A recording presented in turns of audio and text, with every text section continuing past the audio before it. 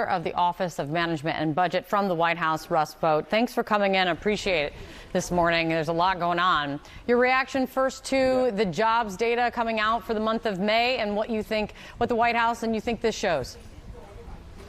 Well, just another good jobs report. We're excited about it. It doesn't particularly surprise us. It's part and reflective of the president's economic agenda, and we hope it will and know it will continue as we get additional pieces of the puzzle put into place. The one big beautiful bill which will lead to additional job growth, and we're very excited to participate in the agenda. Let's talk about that bill, because that's a huge focus for you and a huge focus on Capitol Hill at this moment. A lot of heartburn that we are hearing on the Hill, some from Republicans, clearly from many Democrats. Senator Ron Johnson said that he's a no on this, Russ, because of the deficit projection, saying that the way he put it yesterday was he refuses to accept $2 trillion plus deficits as the new normal, and said that the savings in the bill are, quote, barely a rounding error in this massive spending. And I want to play for you also what Chip Roy has said. They need to go further, or the bill's dead. And hell, even if it bounces back as it was, I'm not sure it passes the House again. Russ, what are you telling members of Congress like Chip and Senator Johnson? Well, we're talking to them literally every day, and we're making quite a bit of progress. I know where they're at. But this bill has historic levels of mandatory savings. Historic. We've never seen anything like the level of $1.7 trillion in mandatory savers.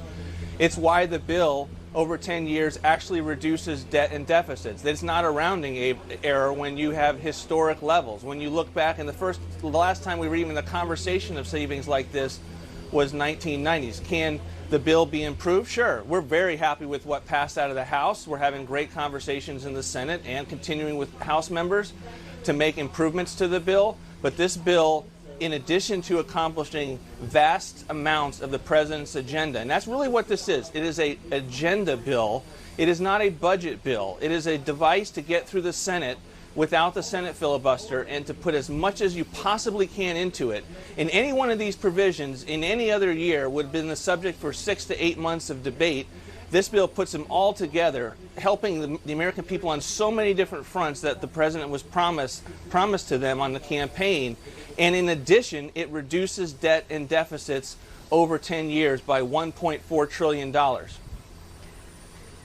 You say it does, but and I know you disagree with the CBO projection and the way they do their math, but Senator Tommy Tuberville and others, but Tuberville being another Republican, he doesn't believe you. He believes the CBO numbers. Let me play this. Who's going to drive up the debt? I mean, all you got to do is look at the numbers. The big, beautiful bill is big. Not a lot of it is beautiful. Some of it's beautiful. But again, when you mix it all together, it just makes it that much harder. What do you do with that? Kate, I think what you're hearing is people who are concerned about the current fiscal reality of our country. And this president was elected to do something about it. And the watchdogs that are out there don't want to use an accurate reflection of what current law is with regard to tax relief that causes this bill to be skewed to suggest that it doesn't reduce the deficit and debt over 10 years.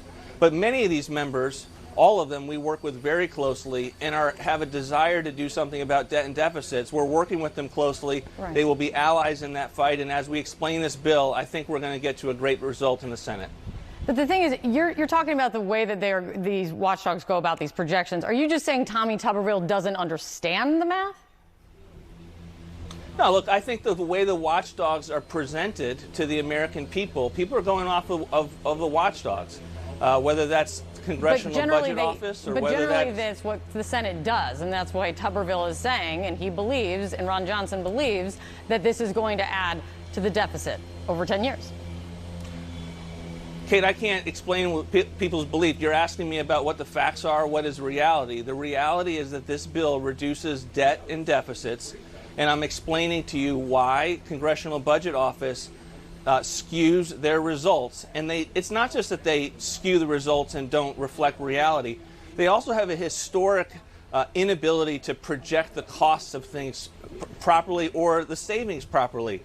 They are not dynamic. So they don't do tax relief well, and then they look at spending, like the Biden green energy deal, and when they did that, there was $300 billion by their account, and we now know it cost $1 trillion.